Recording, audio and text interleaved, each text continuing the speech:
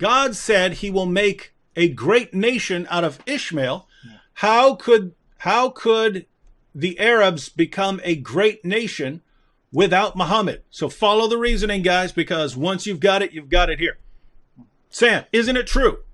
Isn't it true that God says he's going to make Ishmael a great nation? 100%. Okay. Genesis 17, 19 to 21. Okay, so apparently this only applies to the Arabs.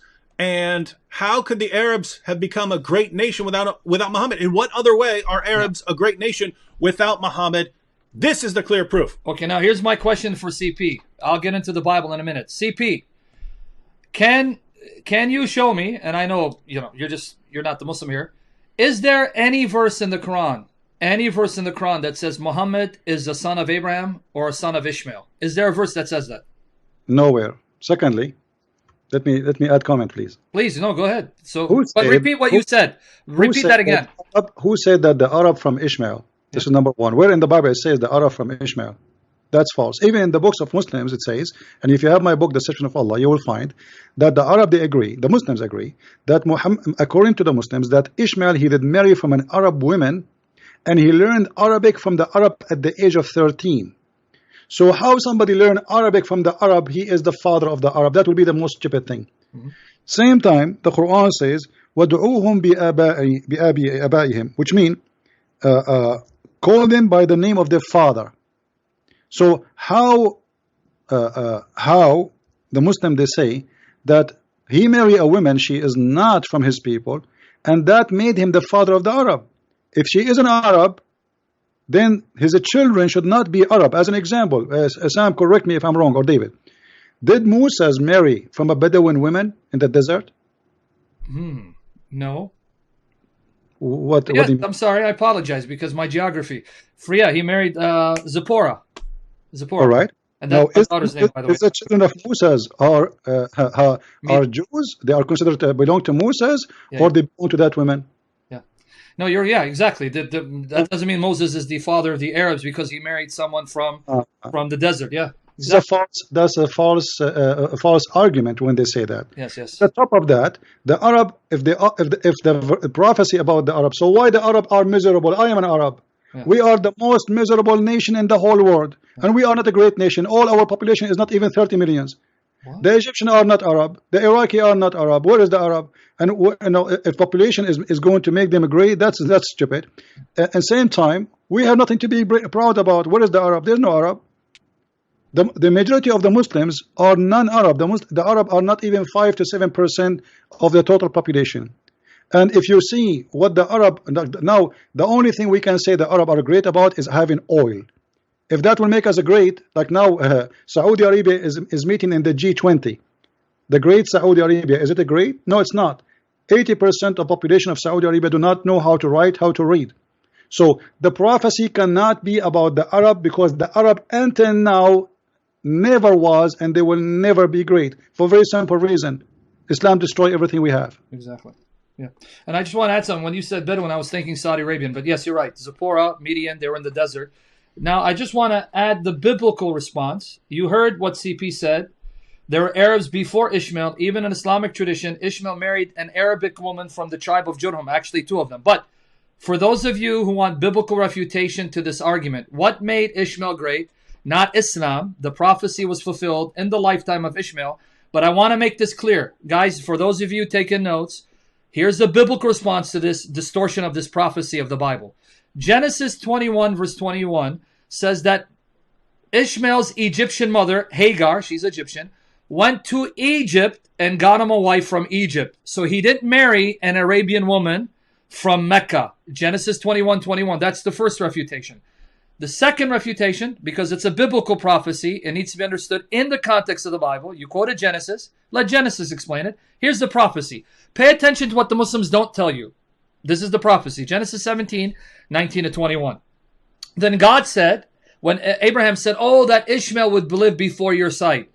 God said, no, but your wife Sarah will bear you a son, Genesis 17, 19 to 21, and you will call his name Isaac. I will establish my covenant with him, Isaac, as an everlasting covenant, and with his descendants after him. And now the promise for Ishmael. And as for Ishmael, I have heard you. I have blessed him and will make him fruitful and multiply him exceedingly. He will be the father of 12 princes, and I will make him a great nation. So right there it tells you the blessing for Ishmael did not include the covenant. It's right there. The covenant I make is with Isaac and his seed, not with Ishmael. I'll bless Ishmael to become a great nation in that he will have 12 sons who will be rulers, and so have numerous descendants. Now let me read 21. But I will establish my covenant with Isaac, whom Sarah will bear to you at this set time next year. So it's self-explanatory. He'll have numerous descendants, great in terms of numbers. Now, was that fulfilled in the time of Ishmael, or did we have to wait for Muhammad? What was the blessing? 12 rulers making a great nation. Notice 12. Genesis 25, 12 to 18. Here's the fulfillment. Genesis 25, 12 to 18. These are the generations of Ishmael, Abraham's son, whom Hagar, the Egyptian. See, it's even emphasizing he's Egyptian from his mother's side, Hebrew from his father's side. Sarah's maidservant, which even the hadith says she was the maidservant of Sarah, bore to Abraham. These are the names of the sons of Ishmael by their names. Count, folks, according to the generations. The firstborn, of Ishmael, Nebawith, then Kedar, right, that's 2, Adbil, Mipsam, Mishma, I got to get to the camera, Duma, hold on, the camera, Duma, Masa, Hadad, Tima, Jetur, 10, Nafish, and Kidama, 12 sons. These were the sons of Ishmael, and these were their names by their towns and their settlements, 12 princes, according to their peoples. These were the years of the life of Ishmael, 137 years old. He breathed his last and died, and he was gathered to his people. They lived from Havilah as far as Shur, which is east of Egypt, as you go toward Assyria. He died in presence of all his relatives. 12 rulers, 12 sons, great nation. But notice where they did not live. They didn't live in Mecca and Medina. It says they lived from Havilah as far as Shur, east of Egypt, toward Assyria, which would be in Iraq. He died in the presence of his relatives. Please stop distorting the Bible. It does not support Muhammad.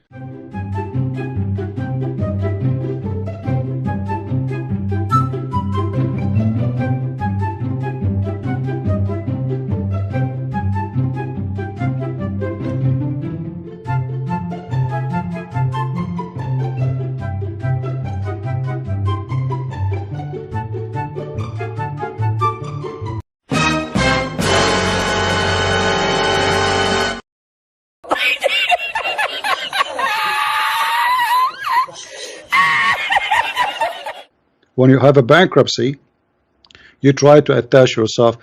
Good. Even why the Quran did not say, I will make prophets from Ishmael. Yeah. Look what the Quran says. If you go to chapter 29, verse 27, maybe Sam, he can read it. Chapter 29, verse 27, it says it clearly that Allah gave Abraham 2 children, Isaac and Jacob. Do you find it, Sam? Yep, here, let me get it for you. 29, 27, you said, right? Yeah. And we bestowed on him Abraham, Isaac, and Jacob, and we established the prophethood and the scripture among his seed, and we gave him his reward in the world, and lo, and the hereafter, he verily is among the righteous. Which seed he mentioned? He mentioned Isaac and Jacob, not Ishmael. So where is Ishmael, and why he did not? I mean, how you drop the elder in the family? You drop him down. You know, he should mention we gave him Ishmael and Isaac and Jacob, and then we gave from his seed the prophethood. If this is accurate. And to confirm your point, 45:16 CP, that the prophet was established among Isaac and Jacob's seed Israel, 45:16, to confirm what you said, so they don't say you're twisting it.